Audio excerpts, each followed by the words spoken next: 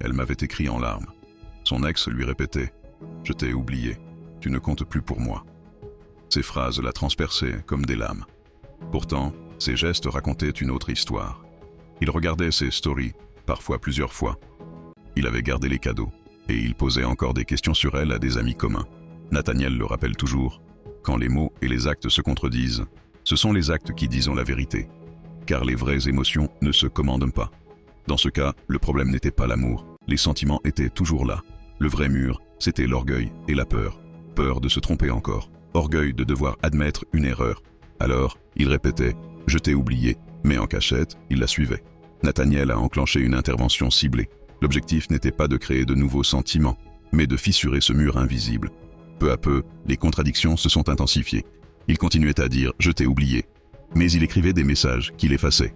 Il consultait son profil chaque jour. Son silence devenait bruyant. Puis, tout a basculé. Premier message. Je ne comprends pas pourquoi je pense encore à toi. Ensuite, un appel. Enfin, une rencontre. Ce qu'il niait avec tant de force a refait surface. Les sentiments n'avaient jamais disparu. Ils étaient juste dissimulés derrière l'orgueil. Cette histoire révèle une vérité essentielle. Ne prends jamais les paroles dures pour des vérités définitives.